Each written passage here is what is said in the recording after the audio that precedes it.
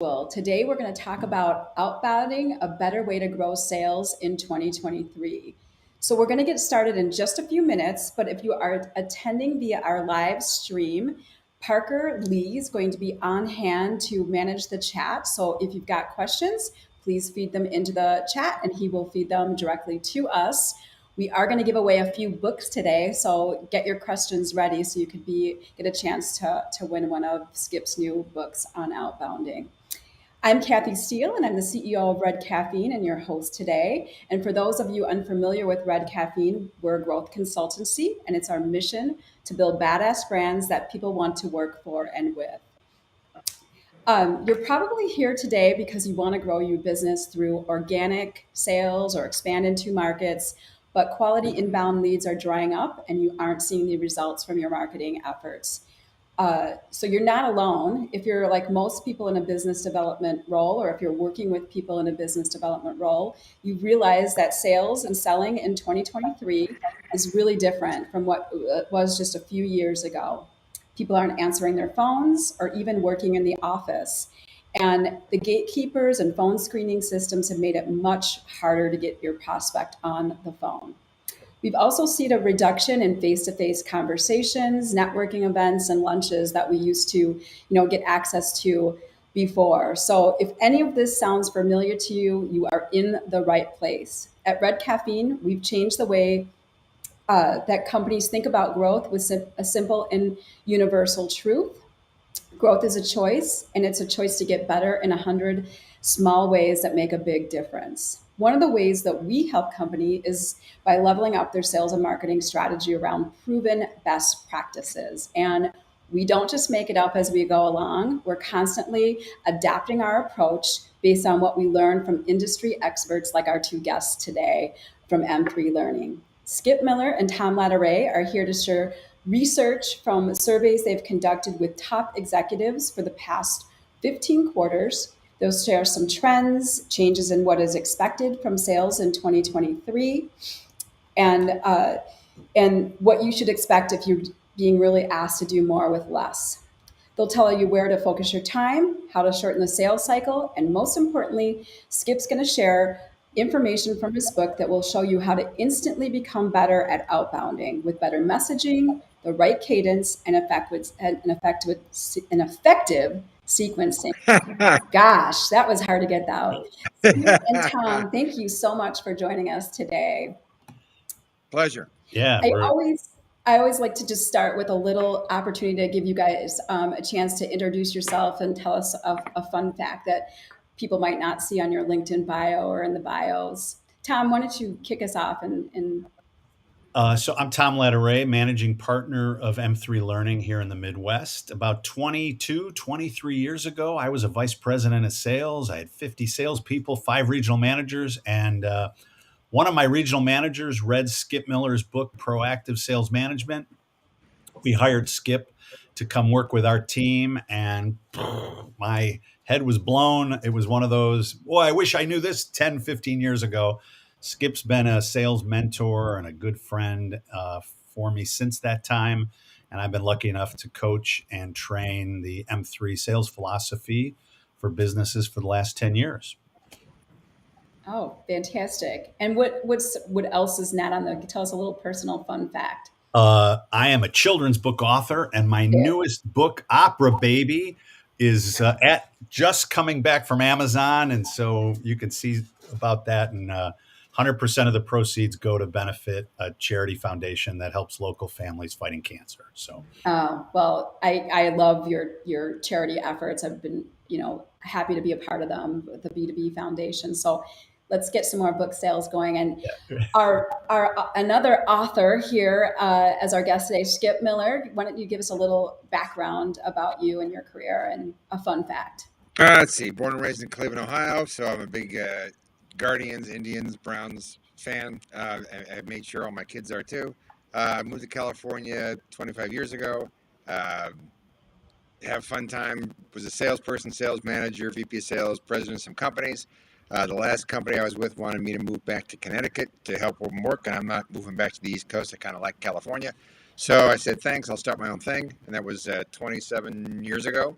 And typically we work with 20 to $200 million companies as they try to grow.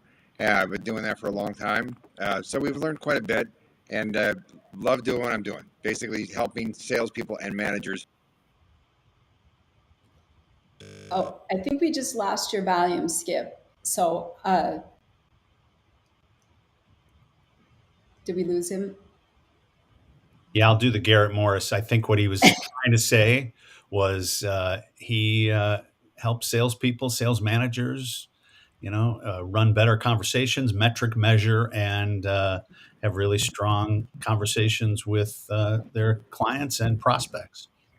Well, as we know, Tom, sales is the lifeblood of every business, and it's sometimes not, where people focus, and it's usually not the core competency of most organizations and the why they found their business. So let's, jump in, and as we're trying to wait to see if Skip can get his volume adjusted and jump in, let's take a look at some of the trend data that you guys have looked at over the last 15 months. I mean, most of our clients have really experienced some significant growth over the last couple of years, but you conduct this survey of senior leaders. So take us through some of the things and metrics that you have been seeing and hearing from in the past few years around what's going on with sales.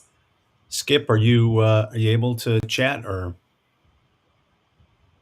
looks like we might? So basically, Kathy, we run this on a monthly basis. We've been doing it pretty much quarterly. We're interviewing key executives to get their data back to us in terms of what's happening inside their organizations.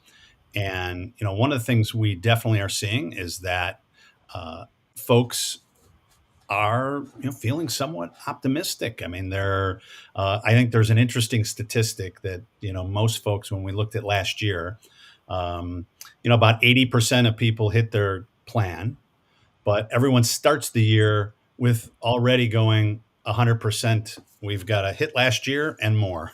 So everybody kind of walks into it knowing, well, there's a very good chance we're not going to hit our plan, because historically no organization hits that 100% of the time. But we all start our budgeting and planning cycle thinking that, right? So we're definitely seeing that from folks, that there is an expectation for us to be able to hit plan. Skip, are you back with us? With no idea what happened. Ah, there you go. Yeah. There we are. So there, this survey we're doing, we've been doing it for 14, 15 some odd quarters. So CEOs, again, 220 to times $1 billion company. And we've been asking them, thinking, how you looking? And this one right now, no surprise, we had a tough Q4. A lot of stuff slipped, they're going away. Their confidence of making kind of high, but some doubts starting to creep in. Usual, we're kind of like in a recession, a tough time. Next slide. What we're trying to get them really understanding what a key critical event, and they need 30% of my business to come from new markets, and it's been consistent. We're trying to upgrade new products to our current customers, but still it says we got to go hunt. We have to go in new markets, which is fine, but to help do that, what investments are you making in this business? So as you see with the next slide,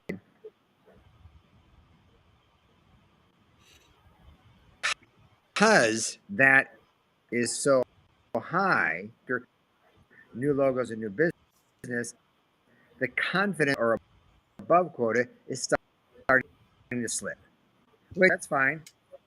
So what is it? What are the key our customers are looking at to try to get better at? Hey, Skip, folks we're missing you every other word, and it looks like that is happening across the board. And so I'll kind of recap what we've heard is definitely there's this place of we got to get new logos. Business is really focused on how do we get new logos, how do we find new clients, but then there's also this space of how do we land and expand inside of existing accounts that we already have. That space of how do we prospect and outbound, even though inside the organizations that we're working powerfully with. Yeah. Next slide. What are you really focusing on? Number one, we are forecast accuracy, because as you can see with the fourth quarter, but look at number 3s and 4 and 5. We've got to get better at getting decisions. All the drivers are saying because the inbound leads are drying up. So we'll move to outbounding. And Kathy, when I wrote the outbound, I talked to a bunch of account executives about. I sent one email last week, and I'm waiting to hear. The account executive salespeople don't really know how, which is why we wrote the book. Right. A lot of times they're, really responding to requests that are coming in, more inbound inquiries, and they seem much more prepared to have those conversations because there's, a need identified versus flipping the script and being able to, be more proactive about selling and more proactive about creating that relationship. Well, Yeah. what that causes, Yep. as you can see as you can see on this slide, what that causes is, problems with your forecast accuracy. And now there's no energy. I mean, there's energy when people reply to us, or at least, they start the conversation. But now when I have to, as a sales rep, when I have to create that conversation, create that energy, maybe even move the client from a place where they didn't even know they had a problem, that can be an issue for salespeople today. This whole concept of outbounding and helping a client see a problem that maybe they didn't recognize they were having, that's front and center for organizations today because they're recognizing that their marketing activities aren't creating enough leads and opportunities for them. Kathy, are you hearing some of that same thing too? You know, absolutely. I mean, I think that people are expecting a bit more personalization. Yeah. We're expected. We all have fairly lean teams, and most of our clients have fairly lean teams, and so to be able to understand, what is going on in the minds of buyers, compete against some of the other things that are out going on from a news standpoint in the marketplace. It's very complex, and so I don't. And frankly, I've just never really been a believer on inbound only. I think we've always Yeah. prescribed to a multi-channel approach. People are looking for information in so many different ways, and it's impossible for anybody to be everywhere. Yeah. So Skip's going to try I'm a, and I, yeah, there you I'm go. a, I turned my video off this, and let's see if this works. Recession, slowdown, stagflation, whatever you want to call it. How do we get more leads? How do we generate leads? Well, for today, a prospect in your market is buying something. Think about that. While we're worried about times or recession, we lost a potential sale. Coming up with the reasons why it's getting harder to sell is the perfect time for our customers to buy. Next slide will show you what are some of the accessibility to potential salespeople out there. When things are going well, they'll to try something new. They're not going to take a risk. Our above the line C-suite buyers are save money or make money. They have to make a change. Can't really emphasize a couple of words in this pod. Change. People hate to change. They hate. I in my outbounding will use that extent. name is Skip Miller with the ABC company. As you're looking at, probably have to change. Yeah, I do. And I hate change. Great curiosity word, and I would use it extensively. The biggest complaints salespeople get is when we sell a product that the client uses. So let's make sure we fix this issue. But bottom line is the above the line and below the line buyer, the above the line is the C-suite buyer. During a downturn, CEOs, they're all worried. They're all concerned. So it's a perfect time to look at the next slide. Hey, Skip, before you go there, because we're still missing every word or two of yours. I think I think it's really important. This is a critically important slide, and I just want to recap it. I think the biggest piece here, Kathy, is it's as a salesperson, how do I get one, I got to have a high level of confidence knowing that I've got to create a conversation. What Skip is saying here is we're seeing that, above the line folks, they have to change. They know they have to change. They have to fix something. And this is exactly the time to make those calls. That's Exactly. been, one way. I mean, what choice do we have? Either we can curl up in a fetal position and, stay in the corner, or we can go, you know what? This is the perfect time to have these conversations because I can actually help my client navigate through that change. Right. And Tom, we did get a question from the audience. So, I think we spoke to it on this previous slide, a couple of these things, but what are some of the top risks or changes that, you're hearing from prospects today, like as the recession looms? What are some of the things that you're hearing in these conversations or in your coaching sessions? Well, definitely there's a space of, the ways that we have had success in the past aren't necessarily giving us success today, or at least at the same levels that we've had, right?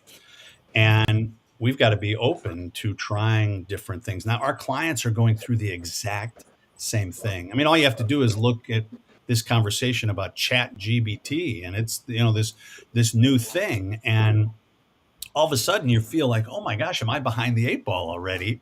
And our clients are thinking the exact same thing. So I think this place of mastering change and mastering our organization to be able to adapt and change, that's probably the biggest thing. And then the second thing we're seeing, it's all about people. I've got to keep my superstars, my A players. How do I keep them? How do I retain more? And how do I recruit and onboard as we're trying to drive the business? Yeah. And you're going to have that problem regardless of what happens. Quite frankly, change itself is risky. Everybody knows what to do. So the risk is the unknown. Here, I know what I did in 2022. I got to do something different than the answers. So there's a risk right there of not knowing. Perfect time to knock on somebody's door saying, I don't know if I can help or not. And changes are, what are you trying to change and help? Rather than, let me show you our new product could work for you. That's a push. The other one's a pull. Yeah. And Kathy, you've worked with enough senior executives. I think most of us as human beings, we're not willing to say we don't know the answer, and a lot of times we've got to be open to that space of what else should I be thinking about? What could I be doing differently? And, that's like Skip says, if all we do is talk about product, then we're not going to be able to help our client through that place of mastering that change. And so, I think the next slide's a really strong one too. Skip, you're kind of with us. Yeah, I'm here. So now is the perfect time to get knowledgeable about your reading 10Ks and stuff. What are they doing? What's their industry doing to change? I can tell you is that we've been going after what are the number one changes? Is making decisions, but they're not telling decisions are. So user buyers are sitting back going, hi yet. Now is a perfect time to call on high. I've talked to a number of CXOs, CEOs. Some of the changes we're hearing are you guys revenue and cost or secondary cash with all this virtual. You why not have a discussion? We're going to put together 5 CISOs, chief officers, and we're going to have a discussion on a topic. Use virtual meetings more as a weapon. A 30-minute, Yeah. sales call. Always time travel. John, what are you doing right?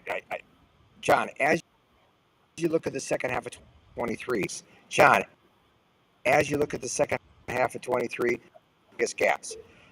Above the line buyers meeting to discuss long term. And finally, losers in this segment. The winners are going to stall. So qualify quicker. John, when are you going to decide to make some of the changes for a quarter or two? Put those folks in a maintenance or making decisions now. So here's some things you can do now. Founding efforts to make sure we're talking to qualified.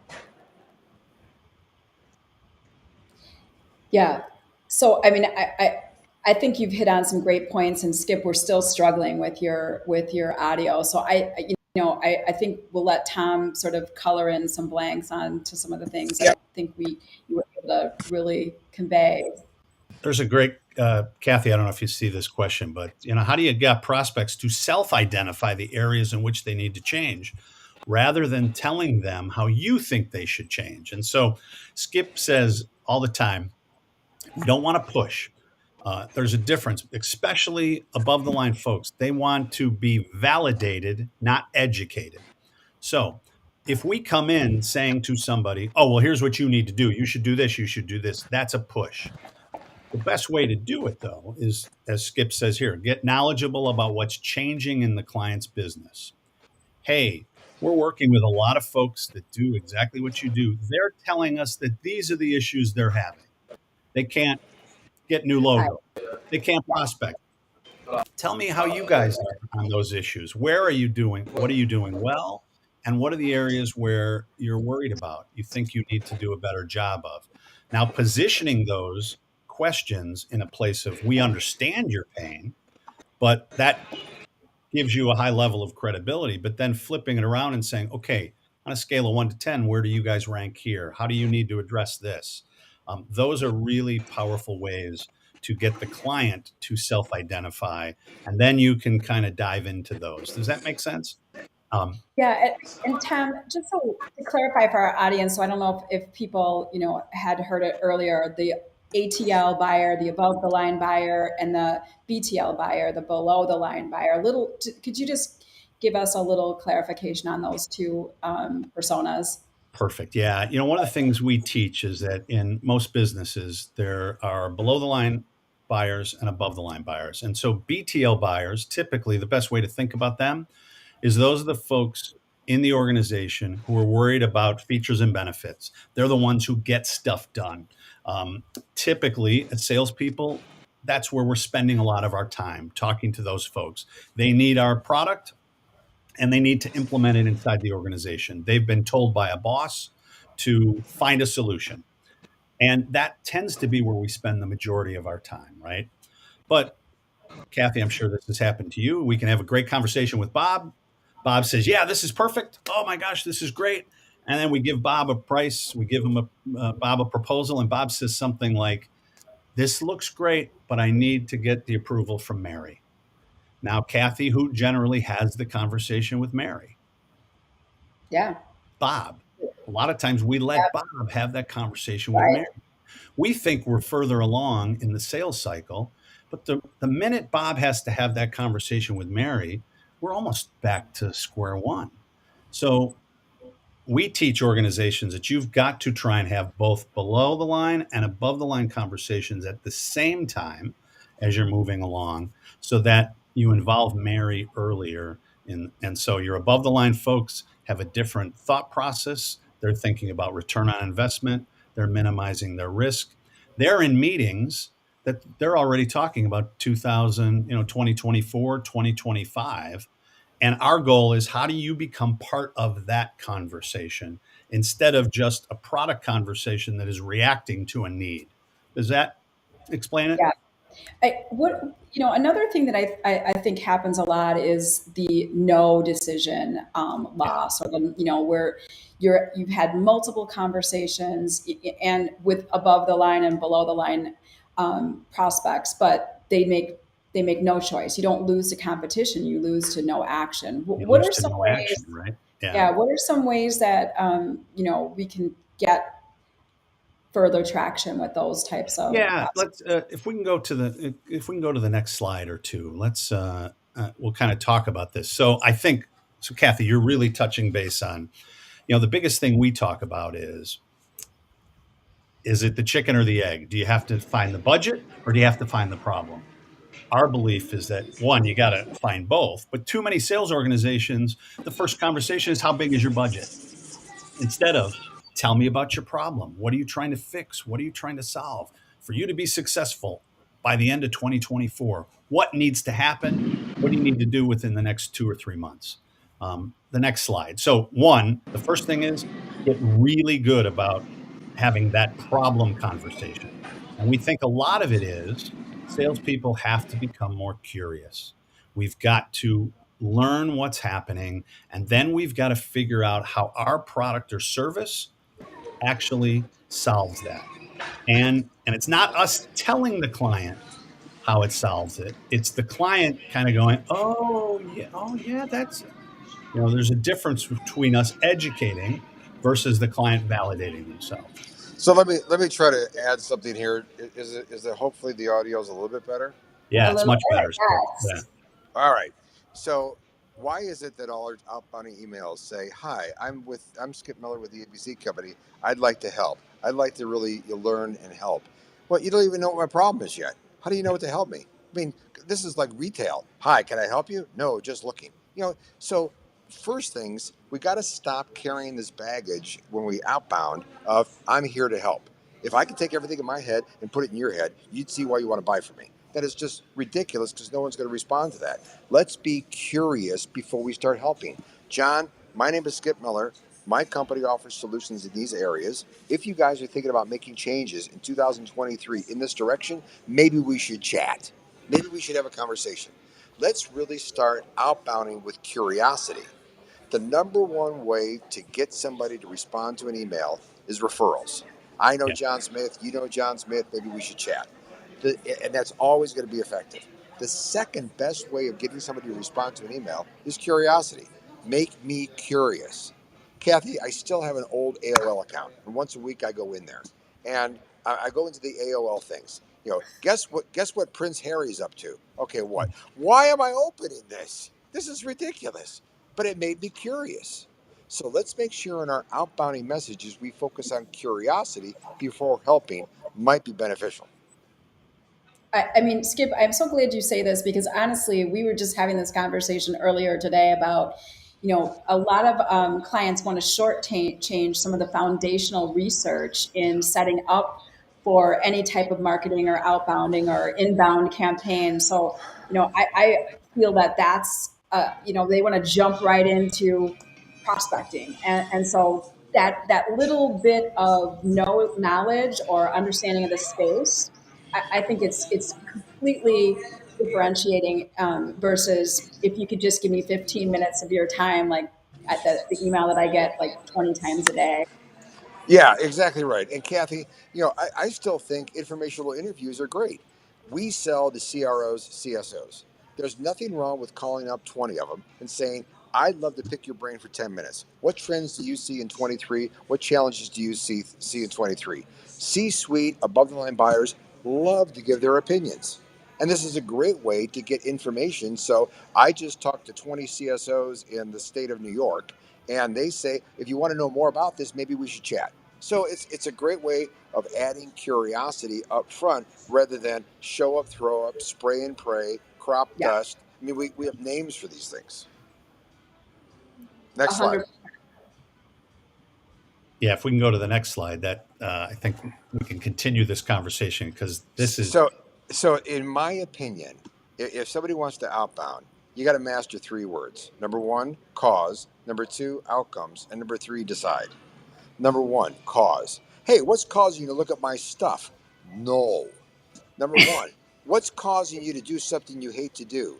Change. change. Yeah. John, let me ask you a question. As you look at 2023, what's causing you to look at change? Kathy, if you look at the word cause in the dictionary, it implies energy, motivation. Something's happening to cause me to do something I don't want to do.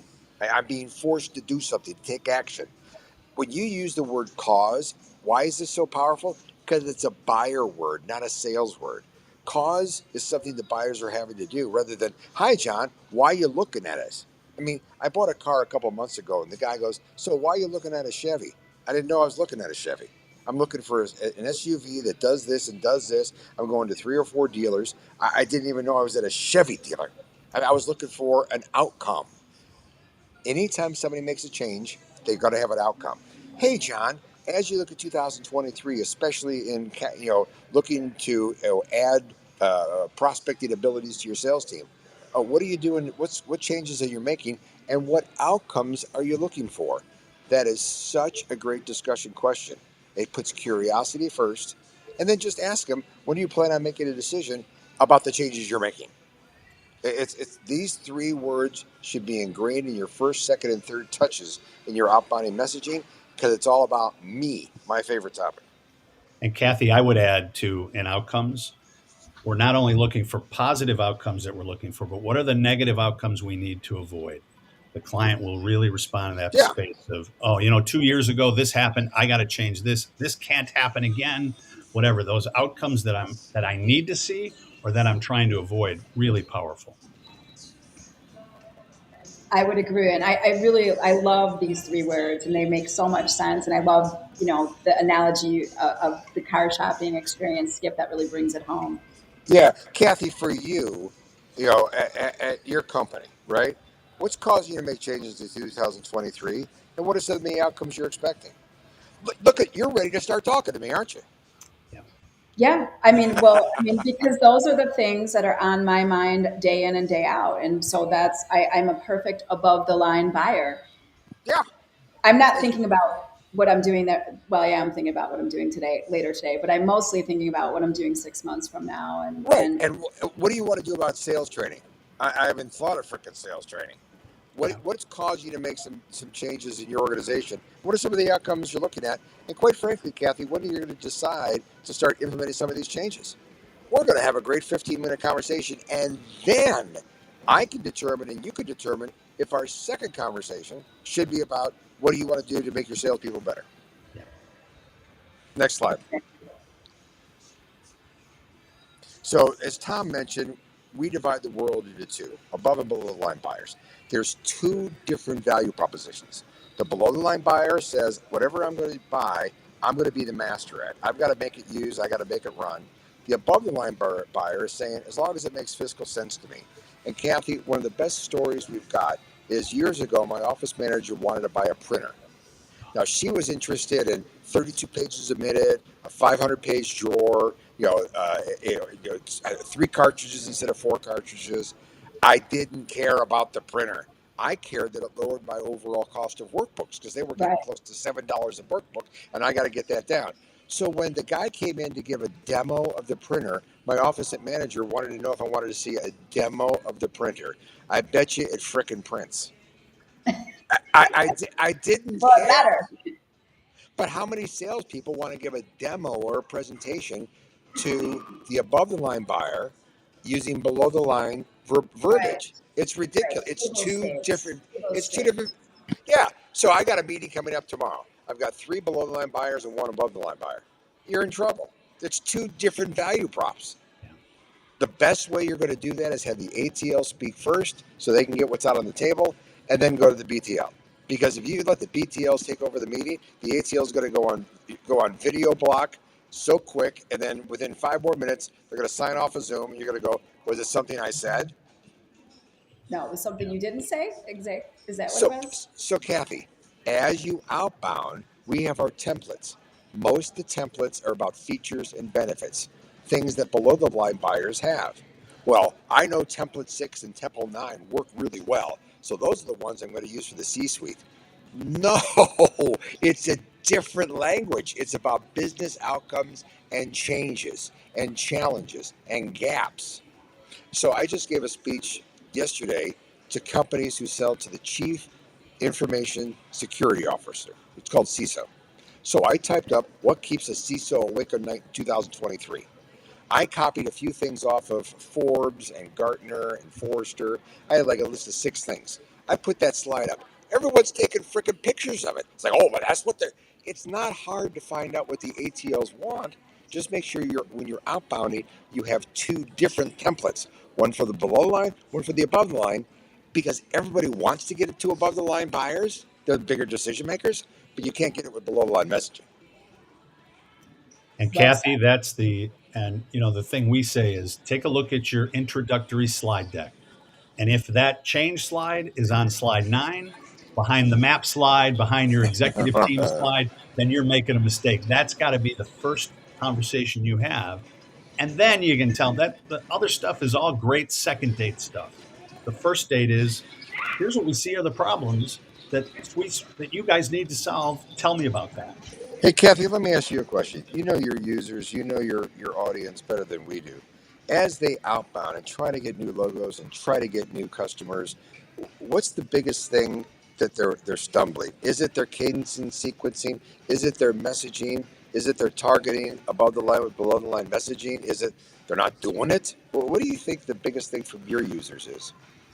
I mean, I think it's a bit of all of the things you mentioned. I do feel like in a lot of the cases in our client situations, they are subject matter experts. So they're knowledgeable about their offering, their capability, but they haven't really been sales trained. And so they're uncomfortable having these leading questions or these leading conversations where they're talking about like big picture items with prospects. They're much more comfortable, answering solutions based questions because they know how to solve the problems once the problems have been identified. So I think, if I had to boil it down, is really rooting out that barrier to growth or rooting out that obstacle to getting to the next stage of a business growth. It is and it's usually fairly complex. It usually is multiple things. But I feel like that is a big struggle for many of our clients. So, Just Kathy, for those of you who are watching this, because this is what I learned from Skip, is you just watch Skip do exactly what we've talked about and how easy that is, how easy that conversation is. Instead of Skip educating and training, it's that space of Kathy, here's what we see. Tell me which your customers, your clients, and you'll notice who talked more. Kathy, you did all the talking. You were engaged. You were telling us what your issues and problems were. And so that's, as But salespeople, we've got to but master. let's I fell right for it. no. Let's be clear. Let's be clear. The number one characteristics of a great salesperson is they have a natural curiosity. Yeah. Kathy, I wasn't trying to trick you. I really was interested. Are your buyers different than our buyers? I really wanted to hear from you about what was going on. So it was not a trick or a ploy. I love when people say I want to hear tips and tricks from you, Skip. Tricks are what you learn in frickin' circuses. We don't do tricks. But at that point, I really wanted to make sure that your listeners and your people were doing the right thing. Kathy, you'll love this. The last group session we had with our CEOs, C-suite executives, and there must have been 30 or 40 on the phone. They identified the number one thing right now is we can't get customers to make decisions. I go, guys, everyone on this phone call, on this Zoom call right now is an ATL. You tell me, have you made decisions for 2023? Oh, yeah. Oh, yeah, we have. Oh, yeah. Well, your customers have too. They just haven't told their BTLs what's going on yet, which is just exactly what you said. So, Kathy, if your customers want to go get information on their current customers right now, they got to prospect the ATLs because ATLs are knowing what they want to do. They just haven't empowered the BTLs with a budget to go get something yet. So go knock on the ATL's doors because they know what they want to do. They just haven't put the plan together. this is a perfect time to go talk to them. Right. Yeah, absolutely. I mean, I think, there's just so much noise out there, but we all know we don't want to be the ones left behind by not moving a growth plan forward. So, that is absolutely, they just need a partner to get them to that next stage. Yeah. So, Yep. no, we want to go to the next slide and start to dig into some of those email, communication sequences, but there was a couple of things prior that we wanted to touch on. Number one, keep it short, 120 words max. Why? 70% of emails are opened up on mobile devices. 120 words is basically going to be one swipe. If I have to swipe more than once, I'm not going to read it.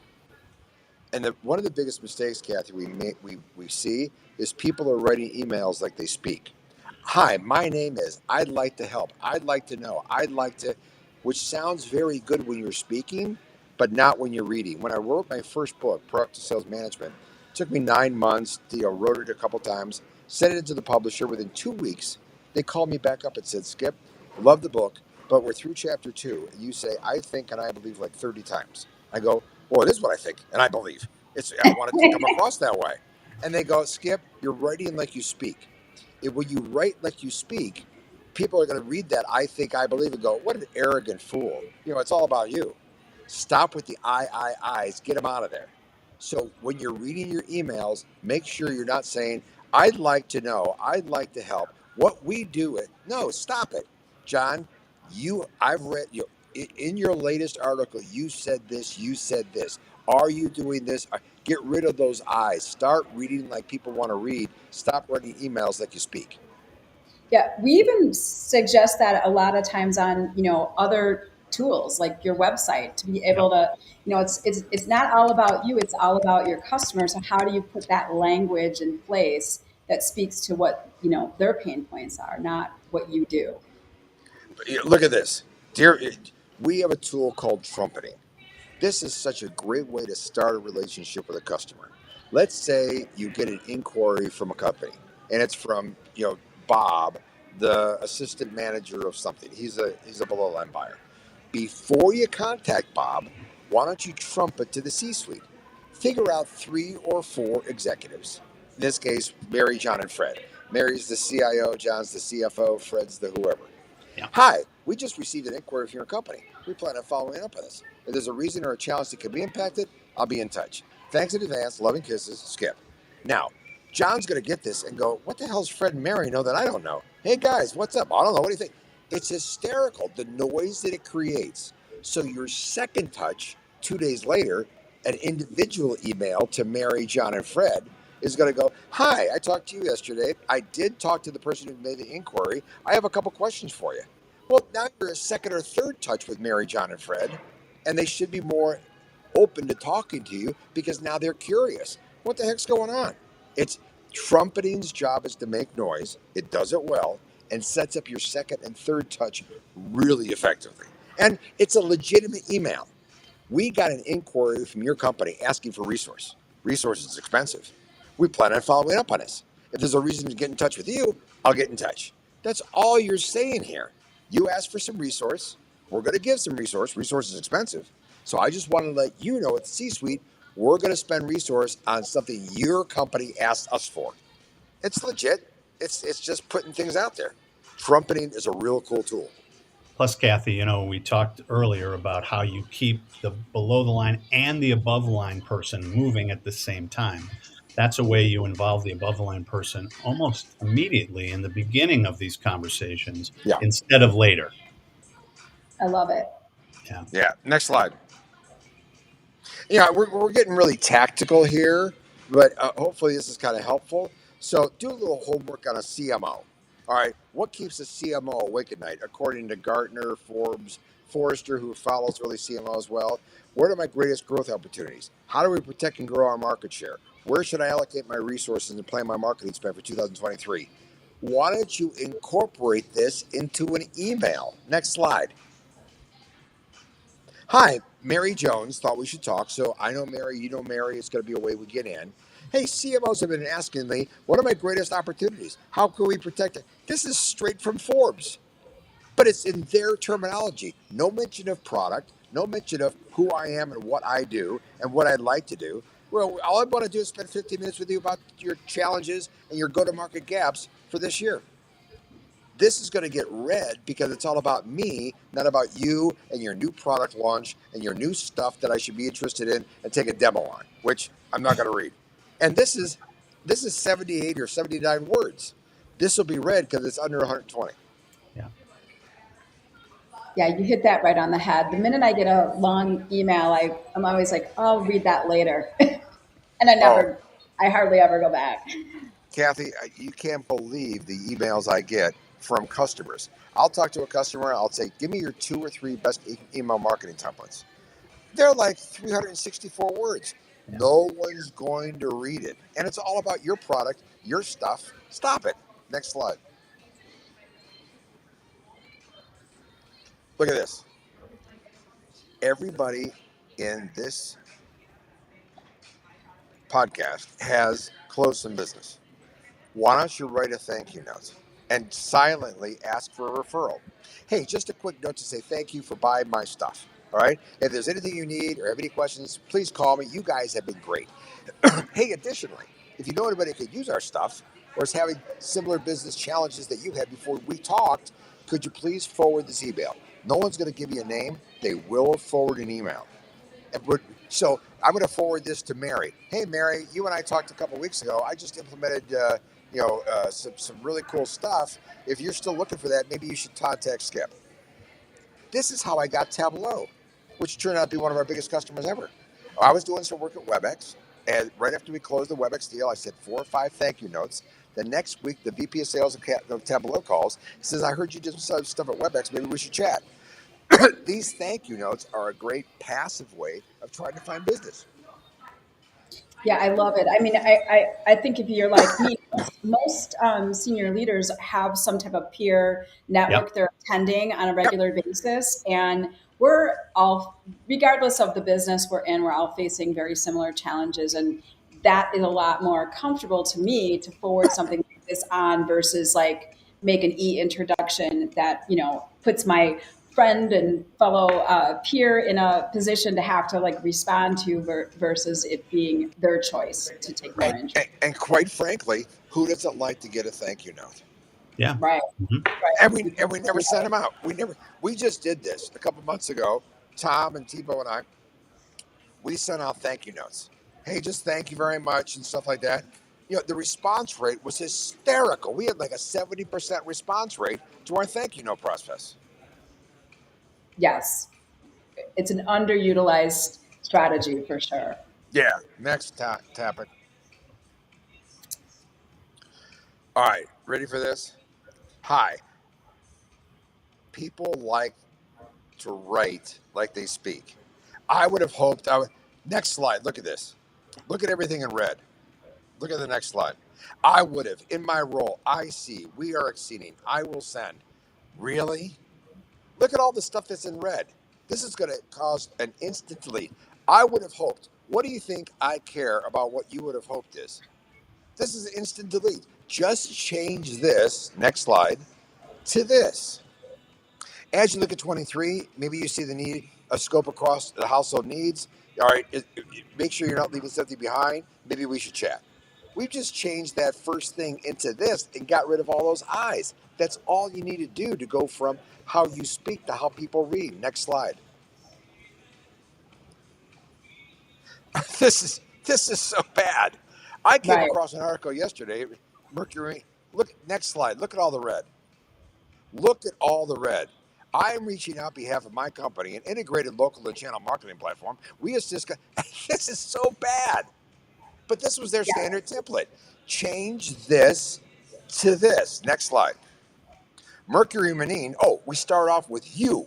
Congrats. Mercury. Here's a quote from Yahoo Finance. Hey, no small feat. Congratulations. Hey, as you look to 23, maybe we should chat. Love and kisses. This is so much better because it's about me. It gets my attention. It's shorter, and it gets rid of all that stuff that you want to make sure you want to get out yet. As Tom mentioned, this is a first date. Don't tell me all the reasons why I should marry you.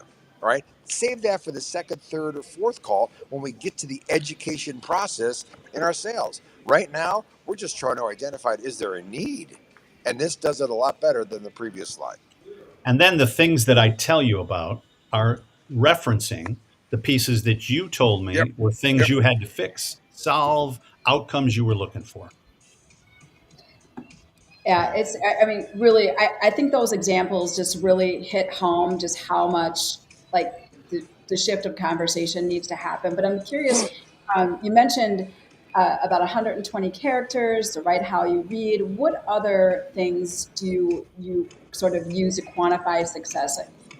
Should we be thinking about So, measuring success of an outbound campaign? so what we've seen is a double, 2x in the response rates. When you're under 120 words, you use bullets instead of sentences, and you use questions. Questions is a transfer of ownership vehicle. It makes me think. When you ask somebody a question, it actually kicks in a response called instinctive elaboration. When asked a question, you want to answer it. So in emails, we typically give statements. We do this, and we do this. It's like, so flip those to questions. It's going to feel really weird. It's going to go, why am I putting questions in an email? The reader's going to go, yeah, there's a question I've got. That's exactly right. So bullets instead of sentences. 3 is always the magic number. Questions instead of statements. Under 120 words typically are some good rules of thumb to live by. How many emails are you recommending in a typical sequence? So when I wrote Outbounding, I interviewed, I don't know, 20 really good companies who are good at it. All right. And here's what I've basically found is the best cadence: 10 to 12 touches in a 2-week window. And a touch could be a phone call, a voicemail, an email, a LinkedIn touch, an Instagram, whatever, a letter in the U.S. mail. So 10 to 12 touches. Hey, letters in the U.S. mail get open because no one gets them anymore. It's hysterical. Right. So 10 to 12 touches. One of the best cadences I've seen is, all right, pick 25 above the line executives. Do a 10 to 12 touch in a 2-week window. Get rid of that 25, put a new 25 in. 10 to 12 touches. This is called the golden nuggets. 10 to 12 touches in a 2-week window. Take that out, put a new 25 in. When you're done with that, rinse, repeat. Go back to your first one, take out the ones you've contacted, whatever else, fill in some new ones, and do that. So 3 groups of 25, rinse and repeat every 2 weeks, 10 to 12 touches. It takes a salesperson less than an hour a day to do this. And Kathy, I want to reiterate so people hear this, because I think some salespeople will go, oh, 10 to 12 emails. A touch is you want to use multiple touch points. Yeah. So a LinkedIn connection is a request. That's a touch point. I like or I comment on something you post on LinkedIn. That's a touch.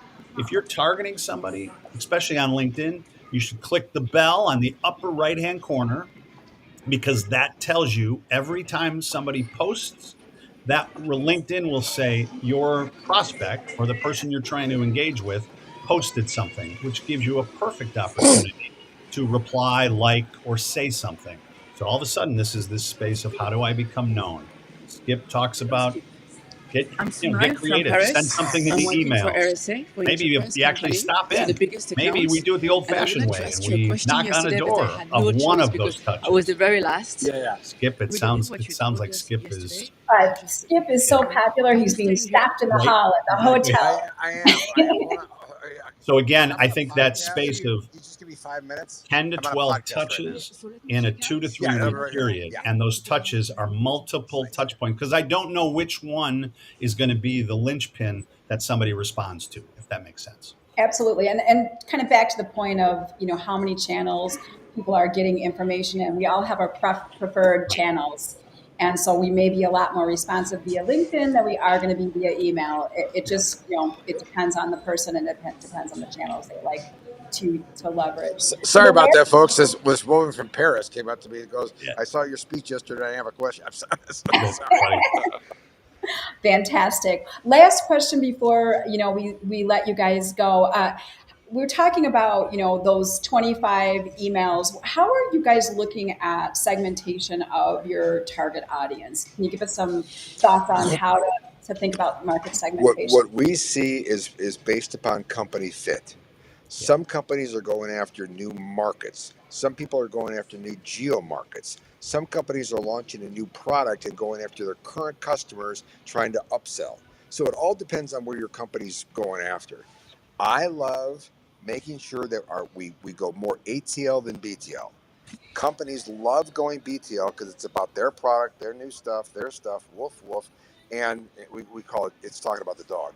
Um, so we got to get better at making sure that, okay, I got a new product. If I'm an ATL, it'll fit these business challenges. So let's do CIOs in the Pacific Northwest with this message, CIOs in the Latin America with this message based upon our homework. So it's either by persona or by geo or by the business fit. What's the business strategy? We want to go more channels. We want to go more to this new market, or we want to upsell our current market. So it's going to be based on your business strategy. But the biggest mistake was all we do is talk about the BTL messaging. We never come up with a strategy for ATL. Product. Yeah.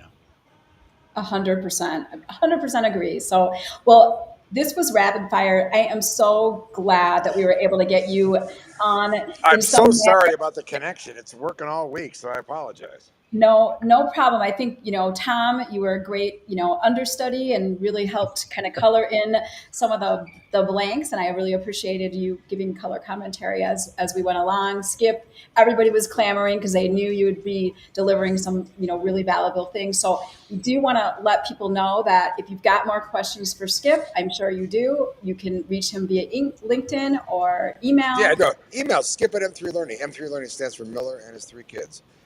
Skip at M3Learning.com. If you have any questions regarding outbounding and stuff like that, happy to help. Tom and I are here. It's Tom at M3Learning.com or Skip at M3Learning.com. Happy to help. Outbounding's tough. People hate it. They hate the fear of rejection. They hate getting hung up on the phone. Don't bother me. Click. It's a bruise to your ego. So people hate to do it. They need a little help. We're happy to help.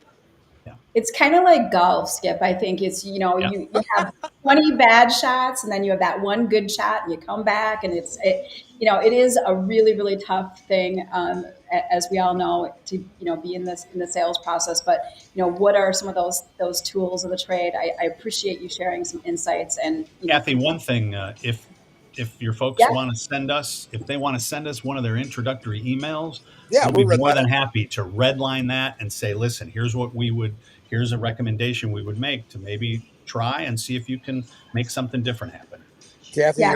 you're a woman in my own heart because the last time I played nine, the first two holes I lost 6 golf balls, and then I Oh, finished the no. last 2 holes par. So yeah, you got to go for it. It keeps you coming back that one It win. does. So, all right. Well, thanks. Really was a pleasure. It went quick. I want to thank our sponsors, Insperity, M3, who we got a chance to deep dive with today, and HR Source.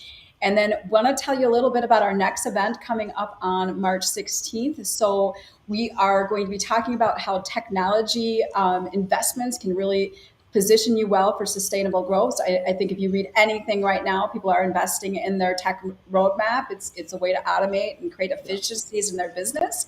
And so Doug Kirkman from Becker Aviation, he really wanted to set himself apart in the ground fueling industry even before the pandemic. And so led a technology transformation that helped weather the unprecedented economic challenges that you can imagine anybody in the aerospace felt in the last couple of years. So next business as unusual, we're going to talk through how Doug stayed one step ahead of his competition, leaning into e-commerce and marketing as automation as a part of a multi-year grow-to-market strategy. He's going to be talking about how this changed the buying experience, giving his customers a way more of a B2C buying experience than a traditional B2B buying experience. He's going to tell us why that investments of having a presence online has really driven his online revenue. He had his best year yet last year, so he's going to share real insights to how he made this happen, and both the good, bad, and the ugly of the experience along the way. So again, I want to thank Tom and Skip for joining us Thanks. today. our Talk audience soon. for joining us, and wish everybody a great rest of your week. Thanks, guys. Thanks, Kathy. Thank you.